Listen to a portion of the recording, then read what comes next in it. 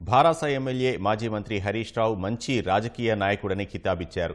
భారాస పట్ల ప్రజల్లో వ్యతిరేకత వ్యక్తమవుతున్నప్పటికీ హరీష్ మాత్రం ప్రజాదరణ కలిగిన నాయకుడని స్పష్టం చేశారు. ఆయన భాజపాలోకి రావాలనుకుంటే రాజీనామా చేసి రావాలని డిమాండ్ చేశారు. ప్రజలకిచ్చిన హామీల అమల్లో వైఫల్యాన్ని పక్కదారి పట్టించేందుకు కాంగ్రెస్ ఎమ్మెల్యేలను కాపాడుకునేందుకు భారాస కలిసి నాటకాలాడుతున్నాయని ఆరోపించారు. కాంగ్రెస్ ధైర్యం ఉంటే ఆ పార్టీలో చేరిన ఎమ్మెల్యేలను రాజీనామా చేయించి ఉప ఎన్నికలకు వెళ్తే ప్రజాబలం ఎవరివైపు ఉందో తేలుతుందని సంజయ్ సవాల్ విసిరారు. హరీష్ రావు గారు మంచి పోటీ. ఇలా కేసీఆర్ గారి మీద, కేటీఆర్ గారి మీద, వాళ్ళ కుటుంబం మీద ప్రజలకు వ్యతిరేకించారు. హరీష్ రావు గారు మంచి పొలిటీషియన్, ప్రజలు కూడా పేరుంది, ఉద్యమం చేసే వ్యక్తి. బట్ హరీష్ రావు మంచి పొలిటీషియన్. హరీష్ రావు వచ్చినా కూడా మన రాజీనామా చేసి మన ఎన్నికల పోటీ చేయాలి. బట్ హరీష్ రావు పోటీ చేస్తాడు, మంచి మనకు ప్రజాభిమానం ఉంది కాబట్టి ఈజీలో పోగలుగుతాడు.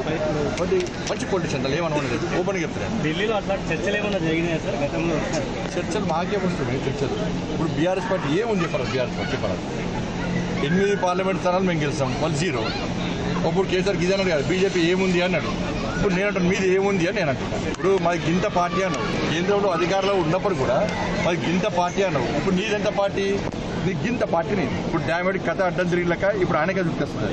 మీ పార్టీలో చేరినటువంటి చేర్చుకున్నటువంటి శాసనసభ్యులతోని రాజీనామా చేయించి ఎన్నికల్లో తిరిగి పోటీ చేసేద్దాము కాంగ్రెస్ పార్టీకి ఉందా? ప్రజలు మా వైపే ఉండని కాంగ్రెస్ పార్టీలు అంటారు కదా. మీకు మీ ఒక సింబల్ గా గెలిచి మీ పార్టీలో ఏరారు, వాళ్ళతో రాజీనామా చేయించి మీరు ఉప ఎన్నికలకు సిద్ధం కండి. ఎవరు ప్రజల పక్షాలు ఉన్నారు, ఎవరు ఏ పార్టీ పక్షాలు ఉన్నారు, ప్రజలకు తీర్పునిస్తారు.